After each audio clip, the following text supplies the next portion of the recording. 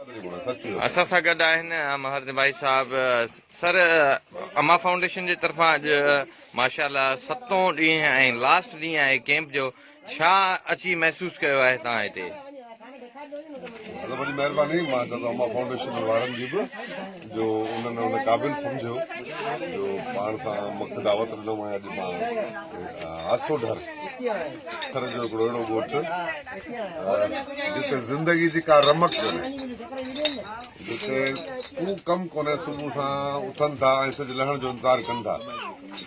उन्हनि माण्हुनि वटि ई अमा फाउंडेशन वारा हेतिरो दवाउनि जो स्टॉक खणी, एॾी वॾी डॉक्टरनि जी टीम खणी अचनि, ही उन्हनि परहेज़गारनि खां, उन्हनि दीनदारनि खां अलाए केतिरा भेरा वॾो कमु कयो आहे हिननि, जेके हर जुमे ते काबतुल्लाह में जुमो पढ़णु वेंदा आहिनि दुनिया खे ॾेखारण लाइ, लख रुपया ख़र्च करे वेंदा आहिनि। त असां दीनदार आहियूं।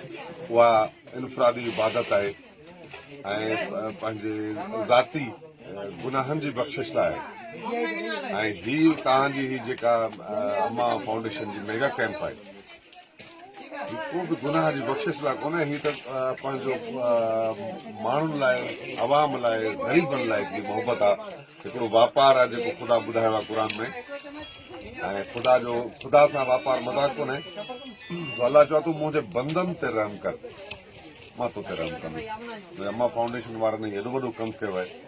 अहिड़नि माण्हुनि खे जिन खे ख़बर ई कोन्हे, मां त मूं आई जेको ॾिसां थो त ख़बर ई कोन्हे त ज़िंदगी में कुझु आहे, ज़िंदगी जूं ख़्वाहिशूं कुझु आहिनि, कुझु वीचार में ख़बर ई कोन्हे। उते अची अहिड़े सुञ में, अहिड़े रुञ में अॼु डॉक्टरनि जी टीम हाणे ॾियणु वॾो कमु आहे। तमामु आऊं सलाम थो कयां महविश खे, हिननि जी महिनत खे, हिकु औरत थी करे।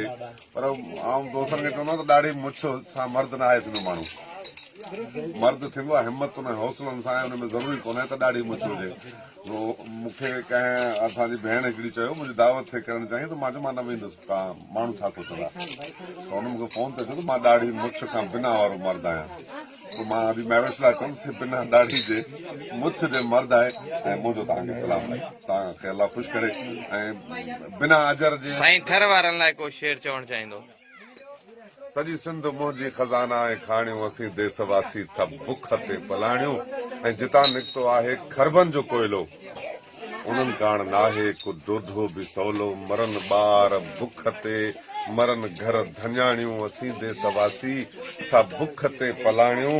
ऐं किथां गैस निकितो, किथां तेल आहे, मगर मूंझ मारुनि ते हर वेल आहे। अटे लए लटे लए चवनि किथां आणियूं, असीं सिंध वारा था बुख ते पलाणियूं। ऐं उथी पो जुबाई त विढ़ी थनि मल्हायूं, विढ़नि पंहिंजे पारां के सिंधी नियाणियूं जे विढ़नि पयूं। उथी पो जुबाई विढ़ी थनि मल्हायूं, न त पोतियूं ऐं चूड़ियूं मायुनि जूं पायूं। ऐं विढ़नि पंहिंजे पारां ही सिंधी नियाणियूं, असीं देशवासी था बुख ते पलाणियूं। सॼी सिंध मुंहिंजी खज़ाना आहे खाणियूं। थैंक यू साईं, थैंक यू।